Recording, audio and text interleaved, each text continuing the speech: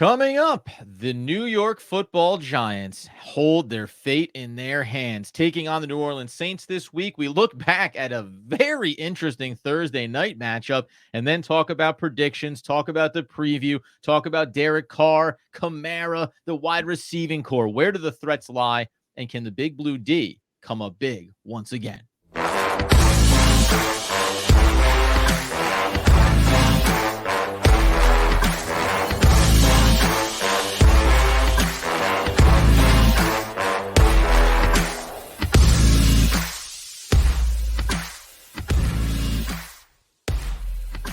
Yes, sir. It's OGP, the One Giant Podcast, where you know that we are your host. Over here, Adam Armbrecht. Over there, Andrew Makowitz. We thank you, as always, for coming in and being a part of what is the game day preview episode looking at the New Orleans Saints. Andy is healthy, wealthy, and wise, but a funny thing happened on the way to our preview, Andy.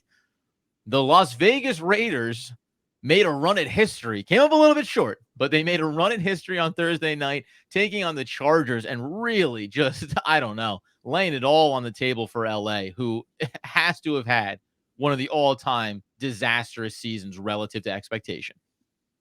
I mean, Adam, we jokingly said on our preview show, on our midweek show, look at the barn burner that we have with Easton Stick and Aiden O'Connell. And then they combined to throw for, I think, 7 touchdowns. There's That's two right. defensive touchdowns going on. Like it was completely the game that you expected, right? To see the Raiders be up 42-0 at halftime, chasing the most points ever scored in an NFL football game. Like I did not have that on my bingo card, but we did. Shout out to us. Give yourself a pat on the back. We did tell our listeners on the Wednesday show the best bet for this game is the anytime touchdown for the defense for the Las Vegas Raiders defense. They just happen to have 2 of them. Where were you on the 2 touchdowns for the defense, not just 1? Yeah, that's what I feel like shame on you, right? Because you did everybody a solid, but not as solid as you could. And just a little behind the curtain here, Andy went. He took the 2 defensive touchdowns for the Raiders. He just didn't want to share that wealth of information with the fan base overall. No, listen, I mean, that has to be, I'm sure somebody looked this up. I'm sure somebody tweeted it out. That has to be the biggest point differential from week to week for a team in NFL history. 0 points for the Raiders a week prior, losing 3-0 to the Vikings. Then they put up a 63 spot against the Chargers in an absolutely epic win. I mean, listen, the crazy thing coming out is a couple of things really quickly here. Let's start with the hilarious and the terrible. What is Coach Staley still doing having coach in front of his last name? Like at any point along this journey before Justin Herbert got hurt, and he's not responsible for that, but like you could have made this change at any point. He was on the hot seat last year. How in the world does he end up here losing 63-21, putting some window dressing on the back end of this? They are a 5-9 football team and arguably one of the more on paper player talented rosters in the league. He is a nightmare coach, and he's a defensive coach at that. Adam, when we were talking after the loss last week, I kind of said, like, should we be reevaluating how we look at Justin Herbert, right? That was my, and hand up. Listen, I've been someone that has been more critical of Herbert because it hasn't led to the team being as successful as they should be. But then you see what happens when he's not there. Like, it was pretty much the same team. Yes, Keenan Allen was hurt. Pretty much the same exact team going against a Raiders team, that you expect to be competitive against. And they're down 42-0 at halftime. That has nothing to do with Justin Herbert, other than the fact that if he was in the game, you would have expected that to be slightly more competitive. 42-14. I'm at a loss for words in how a defensive coach who the defense gives up almost a historic amount of points has been an abject failure since he's been there, is allowed back on the plane to Los Angeles from Las Vegas. Like, if you're Spanos, like, don't you just say, here's the address to the local Hertz rent-a-car. Like, we've already got a car secured. You don't even have to go up. Good news. We prepaid for it. You can just go straight to any vehicle of your choice and drive that right back to your house because we can't have you in the building anymore. It's unthinkable that he's still the head coach of the Chargers, but maybe it's just a matter of time. But like, isn't that crazy? Like, he's supposed to be a defensive minded coach. So at least get that side of the ball right. And he hasn't figured that out. Even just like symbolically, right? Like let your players know that we know it's been really bad. I mean, listen, maybe it takes more than just the head coach, right? Because again, this has been a very talented roster and they haven't always achieved what they could have. But at some point, man, we always talk about why do we think Tommy DeVito has been able to be successful as he's come in as an undrafted rookie? Because we think Brian Daboll is a really sharp offensive mind and he knows how to craft a scheme, and Mike Kafka, right? Like the coaching is where it starts. And then the execution is what it comes down to. When Quentin Johnson is dropping passes off his kneecaps, that's not on Staley. But when you go out and lose to, by the way, on the other side, interim rookie head coach Antonio Pierce, awesome for him, who, by the way, is a defensive coach. And what did he do? He shut down that team with Eastick at the helm, obviously. So tip of the cap to him. Don't know what's going on with Staley. And the one other thing, as we'll turn it over into this Giants game in the preview, obviously, is we all are also, people were asking this question about, you look at Aiden O'Connell. He's a 4th-round pick, obviously. He's come in. He goes 20 of 34, completes only 59% of his passes, throws 4 touchdowns. But he's been successful, in this stint now, taking over for Jimmy Garoppolo. And people were saying, it's like, how do you look at him relative to Tommy DeVito? And I said, like, this is the best compliment you can pay to Tommy DeVito, is that you're comparing him to a 4th-round guy, right? Like you're making comparisons with a player that NFL teams, or at least one NFL team, looked at and said, hey, he's a mid-round pick. Meanwhile, Tommy DeVito to grab on as an undrafted player and try to fight his way and look for an opportunity, and he's taken advantage of it. The stats all say it's pretty similar. This game is going to skew it a little bit, but as we turn over to the Saints matchup, I don't have nearly as many concerns around what Tommy DeVito has been and what he's capable of taking on one of the better defenses in the league. Do you feel like it's okay to say Tommy DeVito has set a floor of expectation now, or could this be the wake-up call? Yeah, so I know that we've had all the kudos and flowers have been given to Tommy DeVito, and it's been deserved. Like he's gone out there and he's exceeded expectations. After that first game where he threw for negative yards That's against right. the Jets, where he was kind of just thrust in without ever having the playbook, you can see that Daboll and Kafka have developed the ability to at least stay competitive in the game with Tommy DeVito at quarterback. It feels like going to New Orleans and playing in the dome is a completely different animal for what Tommy DeVito is about to face. I have my concerns. You can see all the questions on social media. Should Tommy DeVito start over Daniel Jones week 1? Tommy DeVito is now our starter. Like, why We have to didn't worry we about give that him stuff. the Yeah. money instead of Daniel Jones? And you're just like, can we just celebrate the fact that he's had a couple of good games and the Giants have had some wins? Like, to me, there's still a lot of season left to go, and you're talking about going up against the Saints defense. Even though the Eagles have been not so great, like you still have to go up against Philly twice coming at the end of it. This is going to be an extremely difficult matchup for Tommy DeVito, not only because playing the Saints in the dome is difficult, but they are one of the best teams against the pass in the entire NFL, Adam. And so Yeah. we go from, Washington Commanders, easy to get, you can throw the ball a little bit on them, to, one of the top 5 pass defensive teams in the entire NFL. Yeah, it's funny because you go over and look and say, like, total yardage per game, and the Saints are, the top 15-ish, giving up 321. But then to your point, just 189 yards surrendered through the air. That's good for 7th best in the NFL right now. Flip the side of it, though, and you think about the rushing yards, and this is where, like, I was having this kind of philosophical thing. I'm going to keep it to this game. They give up 135. Oh, sorry, that's the Giants giving up 135 rushing yards. Excuse me, 131 and a half for the New Orleans Saints, but they're right there next to each other, so good for them. This is where I thought low level, high level. Low level, they give up a ton of rushing yards. Saquon Barkley special, right? Get in there and do the work. High level, coming off a game where he had the fumble, and listen, it doesn't take you long to get over that. He was breaking off a big run. But high level, for a player like Saquon, and we can talk about the offensive line, and I get that.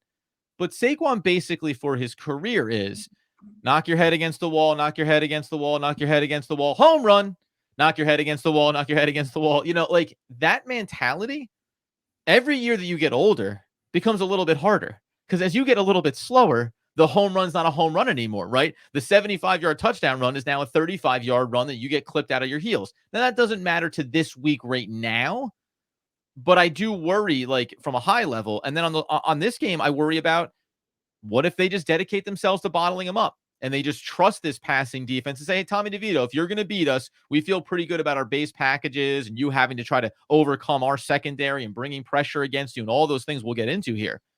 But if Saquon Barkley can't be a 4-yard carry consistently, in this game, then it's going to be a problem because I don't think you can hang your hat on, well, just wait until he hits the home run in the middle of the third quarter. That's not going to play against the Saints the same way that it played against the Packers. Adam, I honestly think that this is going to be more of Tommy DeVito using his legs on RPOs and play action and scrambling out more than it's going to be trying to use Saquon Barkley as the blunt instrument right up the middle. He got 10 rushes. A lot of it was non-designed plays in their last game against the Packers. I think there's going to be more designed runs. It's funny. The more Tommy DeVito plays, the more I could see them utilizing his legs like they did with Daniel Jones. And so for me, the way that I think about it is, remember how Daniel Jones looked in that Minnesota Vikings playoff game where he could not miss a pass. And then when they thought the run was coming, he would have naked bootlegs out to the side. Like he used his legs perfectly. That to me seems like the way that the Giants have the best chance to still move the ball on the ground, albeit a little bit differently than what people may think. Yeah, I think the way that I would agree with you on that is in saying this game should not start with run, bootleg, short pass. The plan should maybe be to surprise the Saints by saying we're actually more confident in Tommy DeVito than you maybe think we should be, right? And really, this last game too, I think Wan'Dale Robinson and the way that he played. I think that you could see hopefully more Jalen Hyatt in this one. We've heard that Darren Waller, little injury note here, he was getting back into the flow of practices. How effective he'll be, we'll have to wait and see there, certainly. And you saw timely passes to some of the bigger receivers, Darius Slayton, obviously the touchdown with Isaiah Hodgins. I really do wonder about the sample that we saw last week for Tommy DeVito and for the offense overall. No, I'm not making these comparisons, but I went back and looked, and Dan Orlovsky, listen, he played in the NFL. Whether you think he's the best, announcer and or analyst around the game, fine. But he went back and highlighted. This was actually from October. They were talking about a post game with Daniel Jones, and it was talking about specific plays and looking at them and saying, now Daniel Jones has these 3 options on the play, and here's how the hierarchy works, and here's how Daniel Jones took them out of order, right? And that led to an issue. So it's basically 10 plays and saying 4 of them are clearly on the offensive line. They suck. 3 of them are on this, but 5 of them are on decision-making process from Daniel Jones. And when you mentioned about Tommy DeVito, it's like the pocket is starting to shrink. I step up, and I go, right? I step back as I'm planting my back foot. I'm looking for the target. I'm getting rid of that ball, whether or not it's a completion or just getting it out of your hands and making sure it's not a bad throw and putting it in danger. I think that that's the timing element that we've seen from this offense that needs to carry over here. And in that vein, if Wan'Dale Robinson can duplicate what he did last week, which was be a problem. It was hard to keep a body on him, and it's not the same secondaries here, but I really want it to be that the function of this offense is supposed to be get it into your playmakers' hands and let them do the work. That's the model. So hopefully that was the start of it last week. I don't know if it's going to be as easy to carry it over here. It may require Saquon Barkley to do some of the work in the receiving game as well. The Saints might be the most confusing team to me in all of the NFL because Oh, you read the stats and you see what's going on. You're like, that doesn't really make sense. Like, for instance, they are one of the best pass defenses in the entire league. They have 2 guys that are really great in Paulson Adebo and our friend Isaac Yedem, who yep. have been playing amazing at the cornerback position this year. They have been nothing short of great. So the pass defense has been excellent for the New Orleans Saints, yet they are bottom 3 in sacks in the NFL this year. You would think, walk with me down this Right, path, Adam, coverage that if sacks. the quarterbacks are playing well and they're not giving up very many yards, then historically you'd think that would be the defensive line would be getting more pressure against the quarterback. That's not the case. The other thing that I will say, when you turn it over to the offensive side of the ball for the Saints, you mentioned Derek Carr. Like, Derek Carr is the perfect microcosm of why they're so confusing. He completes 66% of his passes. He's got almost a 2-to-1 touchdown to interception ratio. 89.4 passer rating is around 90, which is pretty decent. But he's got the 23rd QBR his wide receivers are looking at him like, where are you throwing the ball? And all the fans in the dome are booing Derek Carr consistently for missing throws all over the place. And it's like, how do you have that's why stats can be so misleading in all this, Adam, is like, how do you have the stats that in a vacuum, they look like you're like, oh, he's doing just fine. But then when you dig a little deeper, everyone knows that there's something wrong. There's something amiss with this New Orleans Saints team. Yeah, it's really weird because the last 4 games, and they beat the Carolina Panthers, as everybody does, 4 games, QBR 25, 28, 30, 32.8, right? So QBR tells you that other story, I think. And some of the stuff that I noticed too, and I don't like at some point it either becomes on everybody basically, but early in the season, I watched a handful of games where they would talk about it, the route that's being run versus the route that's supposed to be run, right? And Derek Carr getting acclimated into the system and to the wide receivers and the receivers to him. And those things seem to lead these moments where you're like, where is that ball going? And you saw Derek Carr be demonstrative about like on a 3rd and 7 play when it's a comeback route and it looks like I got you wide open, but then I throw the ball to an empty space on the field. The fans go crazy. The wide receiver doesn't get what's going on here. Derek Carr is pissed off mostly because he knows, right? This is my new landing spot. I was supposed to come in here and take this team that's always been pretty good, always had a sound foundation, has Thomas, even though some injuries, etc., has Olave, has Kamara. You go, we're going to be something this year. And it's just never quite got put all the way together. And frankly, outside of getting that win against those Carolina Panthers, right? Lost to Detroit, lost to Atlanta, lost to Minnesota. Now, those are all road games. They had 2-game winning streak prior to that against the Colts and the Chicago Bears. So, I mean, like, this mix and match, it just feeds into your point. You lost to Jacksonville. You lost to Houston. You beat New England. I mean, honestly, man, you go down the list here. If we want to paint a very positive picture for the New York Football Giants, I just did the hard math here. They beat the Carolina Panthers twice this season. So They only have 4 wins this year outside of Carolina, and one of those is also the New England Patriots. So at a certain point here, you start to look at this and say, hey, not all records are created equal. And by the way, Giants are not dissimilar to that. They've beaten the Patriots. They've beaten the Commanders twice, right? But I don't think that you have to look at this team as being as difficult to overcome as you might if you just said, give me the list of players and tell me if you think the Giants have a good chance to win. Adam, that's the thing about New Orleans. They are beating bad teams and they're losing to good teams. Against teams that basically are in the playoffs or tied for a playoff spot. They're 1-5 this year. They're 1-5 with their only win coming against Gardner Minshew and the Indianapolis Colts. So, like, when you think about where their wins are coming from, you mentioned the Patriots, the Bears, the Panthers twice, the Colts. Like, we're not talking about them going out and stunning the Chiefs or Jacksonville, which should give the Giants encouragement to think like, hey, we're just as mediocre as any other team in this league, just like the New Orleans Saints are. Like in a fight off of mediocre teams, we could nobody battles to the middle like us. Right, because the Giants are basically the same. Like, we've only beaten one team with a better record than us, and that's the Green Bay Packers. So it is a little interesting to think of it that way, where New Orleans hasn't played great. They're kind of in the playoff hunt because the NFC South is pretty terrible too. And that's why this game is massive for both teams.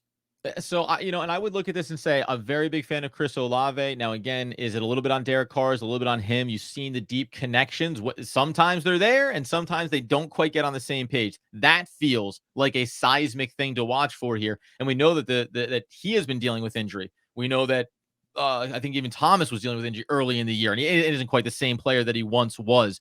But update the injury real quick here before I get into I think is going to be the key factor for me in this game. Well, Chris Olave is questionable to play. Yeah, so they don't know if he's going to get out there, which would be huge for the Giants. And Adam, this is something that went on Reddit and hashtag fantasy football on Reddit and other places that have talked about it. This is the perfect microcosm of, like, you talk about advanced stats. Like, what does that even mean? Sometimes you're like, I don't even know what this thing could possibly mean. This one is crazy. Chris Olave has an NFL high 1,093 unrealized air yards this season. Not a single other wide receiver is above 900. And you may say, what's unrealized air yards? It's when the player has enough separation to make a play and the ball is not thrown accurately to him. And that's why when you see Derek Carr being all demonstrative about what route is running, you can see the frustration on Chris Olave being like, I'm open all the time and you're not throwing the ball in the right spot. And so he is a deep threat. He is a deep weapon. Like that just shows that he is getting open when down the field. If he's not playing with Michael Thomas already on IR, Rashid Shaheed is injured as well. He's a questionable limited participant. Like they have a lot of question marks, right around the wide receiver room because of all these injuries. So before I talk about the other X factor, I think in this game, I'm just going to illustrate that coming into this season, when Derek Carr was acquired and chose to sign, when Derek Carr chose to, I'm going to get this clean here. It's going to come out nice. Yep. Hit me with it. When Derek Carr joined the New Orleans Saints this offseason, the expectation was he was going to take them to new heights and they were going to continue to be one of the more difficult teams to play in the league. But Derek Carr is heavily reliant on play action, accurate on 63.6% of his deep passes using play action, and 8th best in the league in that category, while only accurate on 38.8% of non-play action attempts. So, if you are the New York Football Giants, if you are Wink Martindale, it becomes paramount, whether it's bringing the extra bodies on the pressure or getting home with your just initial front.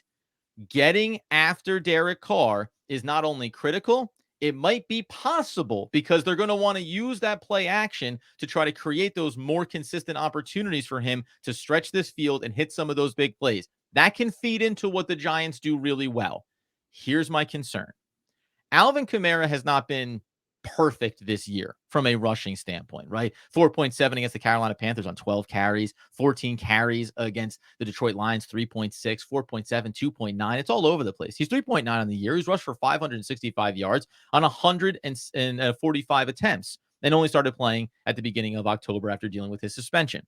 But here's the problem I have with him. He had 4 targets last week, 8 the week prior, 5, 7, 14 going back to the Jacksonville game. Him in the receiving game is my biggest area of concern because you're going to demand that Bobby Okereke, you're going to demand that Micah McFadden at times, you're going to demand that Xavier McKinney, right? Maybe that Cordell Flott. Somebody is going to get tasked with this difficult opposition of trying to wrangle in one of the best receiving backs in the league. And that's actually where I think the biggest danger zone is right now. I'm not as worried about him between the tackles. I'm worried about him out in space, dump off pass, and whoops-a-daisy. You can't quite get to him, and it breaks it off for a couple of those big runs, which we saw last week against the Packers, right? A couple of those little plays broke off for 25-yard chunks, and that can be debilitating for this Giants team that really needs things to go right for them. Yeah, Alvin Kamara is a top 3 to 5 running back in the league at catching the ball out of the backfield. You look at guys like Saquon Barkley, Christian McCaffrey, even Austin Eckler is a guy that can catch balls out of the backfield. But Alvin Kamara has been one of those for years. And you bring up a really good point, and that's a really good call out, Adam, because in the play action, we obviously want to bring a blitz. But what's the simple thing to do to beat the blitz? You just have Alvin Kamara turn around after the play action and just dump it off to him. And now all of a sudden, if he's got a blocker or two out in front of him, he's got nothing but space. And him out in space with the ball is absolutely not what the Giants want to do. So it is a little bit of a double-edged sword for the Giants where you want to bring pressure, you want to get after the play action, but you have to be mindful. Maybe it's a little bit more Bobby Okereke as the spy sitting there saying, like, I have to stay home just in case Derek Carr dumps this off. So he may not be out in pass pro or whatever, or pass the defense as much. It's a difficult conundrum for the Giants. I think that's the one that if Wink Martindale can solve that balance, then the Giants are looking really, really good, against that New Orleans Saints offense. And maybe there's times when you go the 3 high safety look because you can send that extra body down into the box. It's going to be dependent on sure tackling. Wrap the guys up when you can, right? Closing speed. Pinnock's been pretty good at that. Xavier McKinney has certainly come on more of late for the Giants defensively, just in terms of consistency on a down-to-down basis. So there's going to be these moments, man. And then obviously Deonte Banks, rookie, been playing very well for the New York Giants. He gets tasked with some of the hardest assignments with consistency. There's going to be a moment when he's ranging deep, and it's going to be about batting that ball away at the last second, just like he did a week ago. When we turn over to our friends at FanDuel and we talk about where this thing stands, first, let me go ahead and hit you with a couple of the stats here. Against the spread, the New Orleans Saints are 5-7-1. The Giants are 4-8-1. And they come in +6 do the Giants on the road, +215 on the money line. Now, money line wise, it's strikingly similar, although The Giants are 6-7 on that sweet, sweet money line. And the over under here is set at 39.5. Both teams are 4-9 against the over under. So where do you stand right now coming into this game? And let us know, by the way, remind us, has that money moved here? Because I think it did. I think this spread has gone up, if I'm not mistaken. Yeah. So there are a couple interesting things from what you said. The line opened on the over under at 37. It's now moved up to 39.5. I think a lot of that has to do with the Giants being able to move the ball and Of Tommy course. DeVito looking effective in the last game. Everyone's saying, "Oh, well, more points can be scored in this game. It's not going to be a 10-7 game like it was for the Giants against the Patriots." The other thing that's interesting is the line started at New Orleans -5. It's moved up to New Orleans -6, but 62% of the wagers are going in on the Giants. So what does that tell you? It tells you that the betting public likes the Giants and Tommy DeVito and Tommy Cutlets and everything else. Whereas the sharp bettors are saying take New Orleans at home in the dome. And that's why the spread keeps going up while the betting public, disproportionately is betting the Giants in smaller increments. And where would you put your money then, man? Let's get into the thick of it here. Where are you laying the big bucks for Andrew Makowitz? Are you just going to allow your heart and the Giants needing this win and wanting to keep their playoff hopes alive and say, well, that's obviously what happens? What do you think the outcome is? Let's talk predictions and we'll talk about also some prop bets here as well. Yeah, so I'm going to start with the prop bet and I'll build Go ahead. into the prediction of the game. So what's going to be interesting for me, we talk about key players, is you mentioned him before in passing is Darren Waller. So Yeah. Darren Waller has been activated off the IR and has the ability to play. He's talking like he's going to play in this game. The Giants are pretty much saying that they think he's going to play, but he's probably going to be on a snap count. Adam Yeah. would be my guess. Is let's find a nice split and mix, ease him back into the game. If he can catch one or two big plays and move the chains for the Giants, they would be happy with that.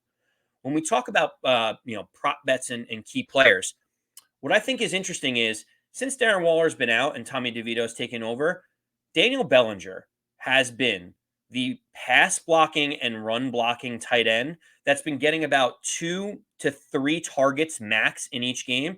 But he's really been doing the dirty work for the Giants. It's why the offensive line has looked more effective. It's why the run game has looked more effective. They're not asking him to get out there. That's what Darren Waller is a difference maker in, is getting open, getting out in space, making big plays.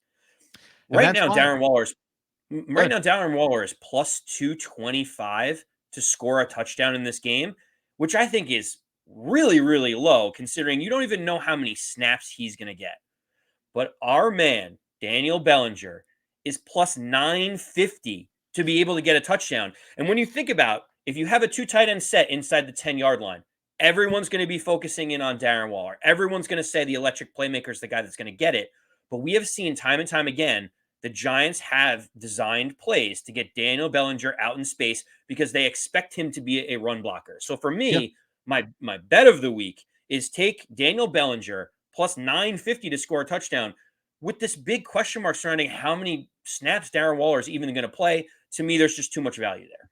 Yeah, and actually, by the way, because Andy likes to go ahead and give the total collection of all the different gambling websites and what they're going to give you in the odds. If you want to go by FanDuel and you like that Darren Waller pick, you could go with plus 260 for an anytime touchdown with Darren Waller. I thought about it. I wouldn't want to touch that necessarily, though, just because, again, reps, uncertainty. Maybe you bring him in the red zone, but it's just as a decoy. Who knows for sure? Obviously, that means that he'll score 3 touchdowns. But if I want to go a little same game parlay action, then we'll break these down individually as well. Saquon Barkley, we talked about it, right? This is a team that's going to need him to be successful. I'm not saying it's going to be a monster game for him in terms of getting 25 plus carries or something, but I will take him over 70 yards here. Like, I just think that if this team is going to win this game, which I believe they're capable of, he's going to have to do it. Hopefully the Giants learned from last week about how to manufacture maybe some easier opportunities for him. I'll take the alt there. It's still minus 110, by the way. So expectations are he's going to clear that number. New York Giants, I believe they're going to win this game outright. Not to go ahead and gild the lily on our picks here, but I'll still, for this parlay purpose, take them with the +6 because I think no matter what, it's going to be a tight game. And how about this? Isaiah Hodgins is the man that came up with that touchdown last week after not being utilized all the time, after not being really thought about. Last week, it was also Wan'Dale Robinson with all the catches and the yardage. I've gone to the well of Jalen Hyatt before for an anytime touchdown scorer. This week, I change it up a little bit. I say Darius Slayton, who had a couple of catches last week, get into that end zone, get into that red zone. You get him for an anytime touchdown. It's only plus 410, bit of a large odds, but you wrap those up in a pretty little bow, plus 961, guys. We get big. Adam, I love it. It's funny because when I was doing my breakdown, I started looking at the cornerbacks. Obviously, you have Yedem and Adebo that I mentioned are 85 and above Pro Football Focus grades. They're both playing at a Pro Bowl level, but there is a third cornerback, and his name is Alontae Taylor, and he has been not very good this year. And so the question is, who gets the matchup against Alontae Taylor? Is Yedem going to play in the slot against Wan'Dale Robinson? That could leave, Darius Slayton or an Isaiah Hodgins open on the outside. My problem is I don't know where the Saints are going to line up to try to disguise that. Could he be up against Isaiah Hodgins because Isaiah isn't a burner? Could it be against Slayton because they don't know if the Giants are going to go deep? It's a tough question to ask. So I fully appreciate the idea of getting the value on Slayton, though. Well, and the reality check is, too, we don't know what the Giants are going to choose to do, right? Who are they going to try to get the matchups for? Last week, it was Isaiah Hodgins. Oh, okay, obviously. Or even Wan'Dale Robinson, right? This week, it could be, as we saw 2 weeks prior, another big game for Jalen Hyatt. It's a frustrating thing if we're talking about parlays. It's a really great thing if we're talking about this offense and starting to develop some unpredictability for opposing defenses. You don't know who our best players are going to be or who our key X factors will be on a week-to-week basis. I said, I'm taking the Giants to win this thing outright. I believe right now that if they're going to lose a game that's going to end their season, it's not going to be against the Saints. Now, that's not an insult to the Saints. It's just a belief in what the Giants have done over the last 3 weeks. We told you that the over-under here was set at 39 right now and a half, excuse me. When we talk about this game, man, I know they came off 24-22 against the Green Bay Packers. I don't think it's going to be nearly as seismic, maybe, as it was a week ago. With 24 points is a big deal for the Giants. I'm going to take this one. Let's go 23. How about this? Maybe a little too bullish. 23-16, New York Football Giants. I think the defense steps up in this one, as it has, by the way, for the past month. But I think that Derek Carr maybe looks kind of as mediocre as he has all year because this Giants defense has been clicking of late. Adam, golf clap. I really hope that is the case because that would make everybody happy and it would continue this excitement towards a playoff push for another week for the Giants. Just like we thought going into the season that the Giants, season would hang in the balance of who plays better, Tommy DeVito or Derek Carr, right? Yep. Like you had that on your bingo board, preseason. This is a tough one for me because as much as I want the Giants to win, I think that this atmosphere for Tommy DeVito is something that he has not seen before. Keep in mind, he's had 2 home games and his only road game was against the Washington Commanders, where that home field at FedEx Field is not considered a huge advantage, right? Mm-hmm. The dome, is something that I think might even kind of shell shock Tommy DeVito a little bit with just the gravitas, the noise, the complexities that are going on. I think this is a really tough spot for the Giants offense. I'm very concerned about it. You're going to need a heroic effort from someone like Saquon Barkley to stay in it. I think the Giants make a critical mistake or a critical error on offense. I think I've got the New Orleans Saints winning this game 24-13. I think the Giants will find a way to muster 1 touchdown, but I just think that I will be pleasantly surprised if the moment is not too big for our man Tommy DeVito. But it's just I got to be the fairness and objectivity guy of the podcast, Adam. Oh, yeah, I'm going full vibes, man, heading into the weekend. The problem here is, listen, a little peek behind the curtain. Andy is a closet Daniel Jones, just, fan club numero uno. He can't allow Tommy DeVito to fly too high. He can't afford it. He needs his wings to get clipped here at some point so the narrative doesn't have to continue. You heard him mention it briefly at the top of the show. Now people are talking about next year is Tommy DeVito starter. By the way, it's ridiculous to have those conversations now, but it gets underneath Andy's skin. He can't afford it. So he sacrifices. Right now, Andrew Makowitz is sacrificing a playoff football season for the New York Football Giants to save himself the anguish of discussing Tommy DeVito for another week. That's the way it is, folks. And if I could, I'd mute him right now. I listen. I want the Giants to win. I hope Tommy DeVito flourishes. I hope Tommy DeVito throws for 12 touchdowns. I'd have no problem if Tommy DeVito ended up being the franchise quarterback of the Giants for 10 years. That would be exciting because all I care about is the Giants getting a W. I just think this is a tough spot for this team. Coming off the big highs of that game, game-winning comeback against the Packers in prime time, going to New Orleans. I think when we recap on Monday and all of a sudden the noise and the false starts happen for the Giants on offense, we're going to turn around and say, oh, we didn't realize it was going to be like this here. And ultimately, that's what I'm hoping doesn't happen. But we've seen what can happen in New Orleans when that fan base gets into it. All the Giants need to do at the end of the day is score 20 points in a game for the first time back-to-back this season. That's it. Just do something you haven't done all year. But guess what? They hadn't won 3 games in a row all year, and they did that last week. Now it's time for 4. Listen, guys, enjoy the game on Monday, 1 p.m. kickoff. So for better or worse, it'll be over quickly, and you'll know exactly where the Giants stand. There's all those other games that we mentioned about keeping an eye on. Go back and check our previous episode, which was about the playoff picture and maybe being the 7th seed when Sunday is all said and done. It comes down to a lot of key factors, including Carolina getting a win. But you do all those great things. And Andy has a closing thought here, though. Something on the tip of his tongue he needs to tell you about. I was just going to say, Sunday we're tucking into the Giants. Yep. There are 3 Saturday games coming up this weekend. That's right. That's very good call. The schedule gets a little bit different, so you get to enjoy football over 2 days. The opening game on Saturday is the Minnesota Vikings heading to the Cincinnati Bengals. If you want some rooting interest for the Giants, you want Cincinnati and Jake Browning to win that game. That will be the first game of checking the boxes of teams you want to lose if the Giants have a chance to make the playoffs. I've got the Bengals laying 3. I've got the Colts laying the 1.5 against the Pittsburgh Steelers at home. And I believe that it's a bounce back time for the Detroit Lions, -4.5 at home against the Denver Broncos. I love all of that except Denver. I think Denver's back alive. Russell Wilson looks different. I'll take the points in a field goal game in that one. There we go, baby. Keep all track of all this great stuff. We're over on social media, obviously on Twitter at One Giant Podcast, at Adam Armbrecht, at Andy Mac 214, on YouTube at One Giant Podcast. Turn on the alerts, have some fun. Let's have a big celebration here on Sunday as the Giants get the big victory, and hopefully on the heels of some things starting to go the right way off of those Saturday slates. We will be back in breaking down all things New York Football Giants, but until next time, until the best times, as Andrew Makowitz would want, need, and nay, demand the people know. As always, let's go Big Blue.